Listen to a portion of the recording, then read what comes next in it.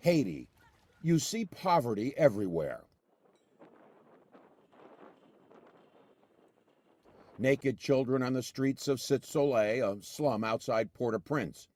Thousands of tiny makeshift homes clustered on a barren mountainside.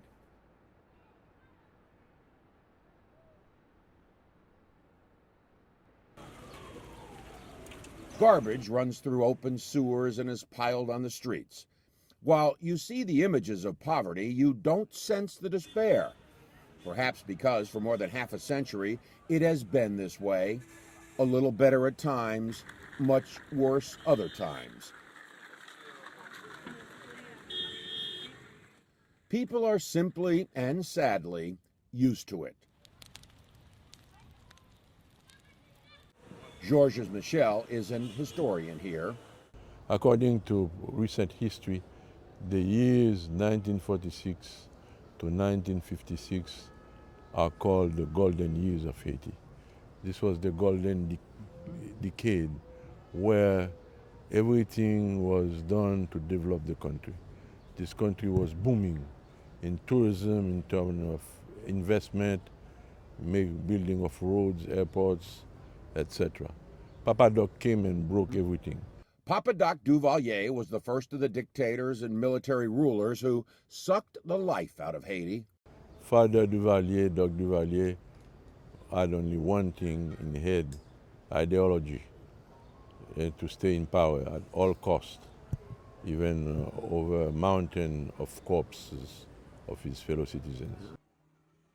After democracy was restored and there seemed a chance Haitians could claw their way up, they found themselves digging their way out and burying their dead after a massive earthquake and a devastating hurricane.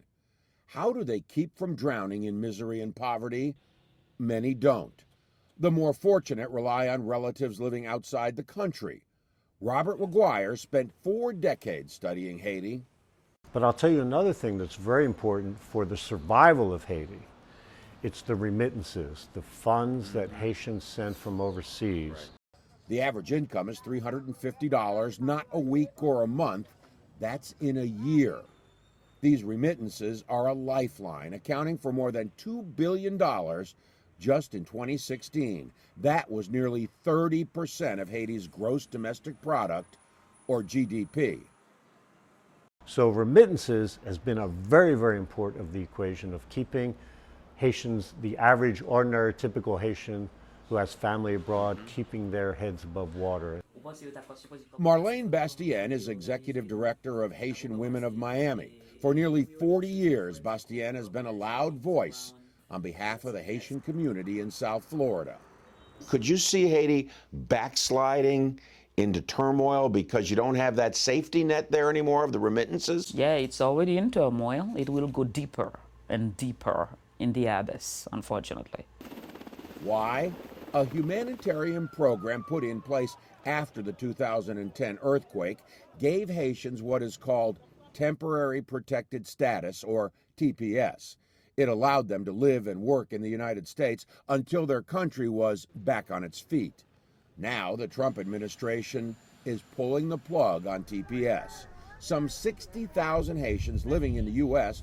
are being told they have to leave by July of 2019. We are fighting to support our families, to keep our families together, to find a way to adjust their status, become permanent residents with a path for citizenship. And I believe that it is in best interest, it is in the national interest of the U.S. To make this happen. Several lawsuits have been filed hoping to block the U.S. government from ending temporary protected status, in part saying Haiti is nowhere near back on its feet, still suffering the after effects of the natural disasters, food, water, and medical shortages, a cholera epidemic, and a fragile economy. We're creating a situation where 3 years down the road, 5 years down the road, we're likely to have many, many more refugees coming to the United States again. Ira Kurzban is an immigration attorney in Miami.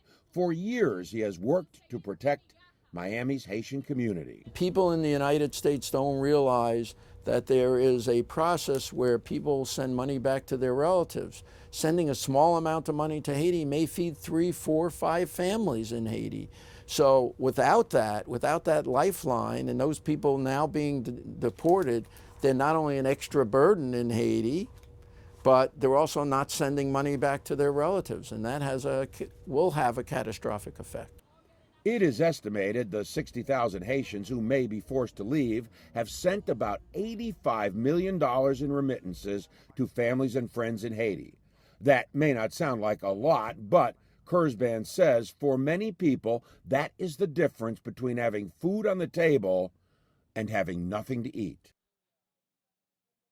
Is it going to come down to, we're going to be looking at 18 months, you know, the deadline, the wire, I mean, right up against it, do you think? I mean, do you think this could run right up against the deadline? I think it's going to run up against the deadline. I think it's going to run over the deadline. I think one of the judges in these 5 cases is going to issue an order that says you can't send these people back given the way that you did it, the manner you did it, and because you're violating the Constitution because it's racially motivated.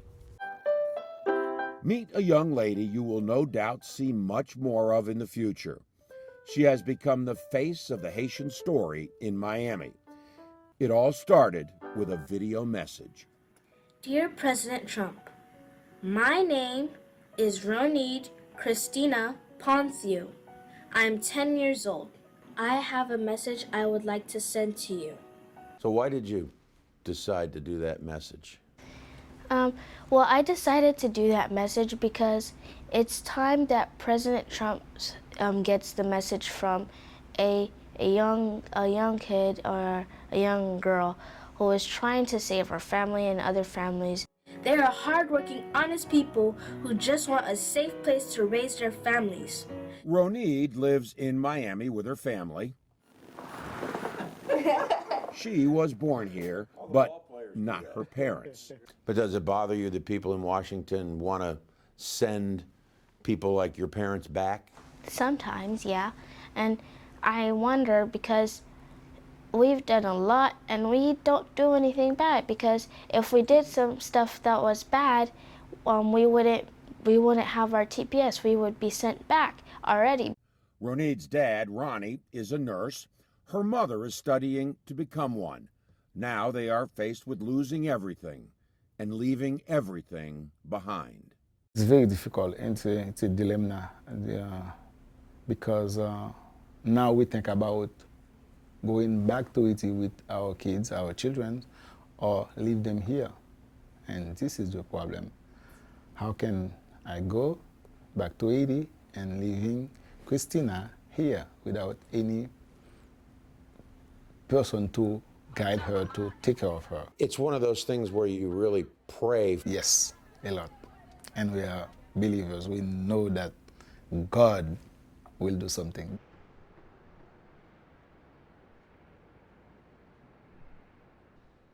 The alternative, Ronnie says, would not be good either in Haiti or the U.S. Not only worse in Haiti, but worse for America. You know why?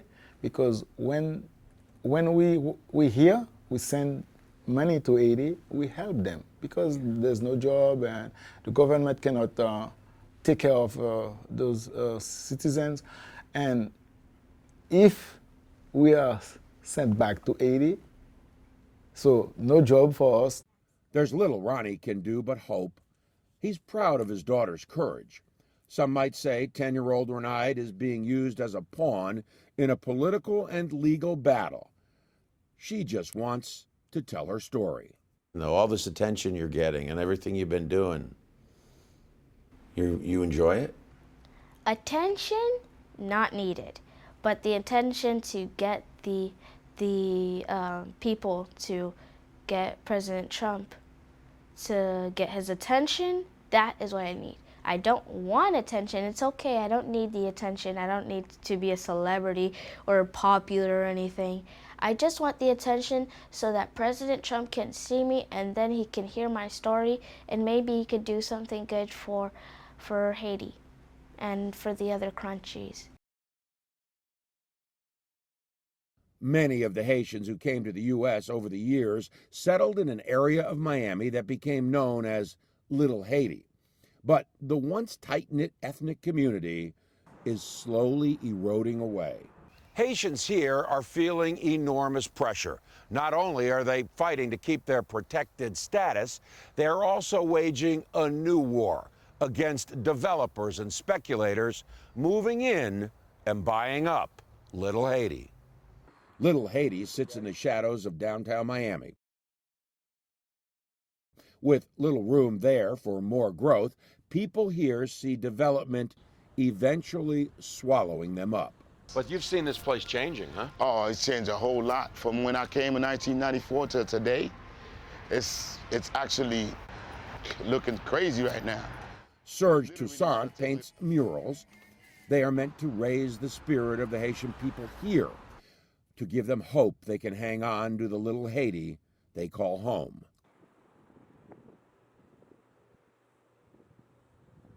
And those are yours over there, Those right? are my words.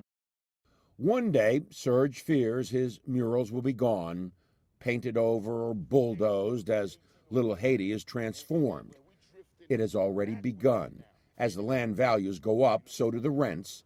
Local businesses are forced to close. See, this is our last restaurant. I remember we had plenty of other restaurants everywhere. He's the last restaurant standing. There are many, many Haitian people in the community that send money and goods back to their families in Haiti who can't afford it, right? Who can afford it? If you lose everything here, What are we going to do? who's going to send anything to... Nobody. Who's going to help others? Who's going to help each other? Who's going to help the rest of the people that's back there? Because you already know there's no jobs, no work, no nothing in Haiti. The Haitian people just never seem to get a break.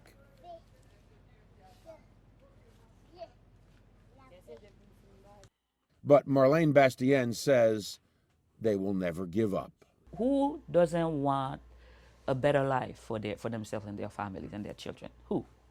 It's human. It's the human in us. We want to seek, bluer sky, a better environment, a safer environment for our loved ones, and then we will go to any length to find that, and that's how America was built.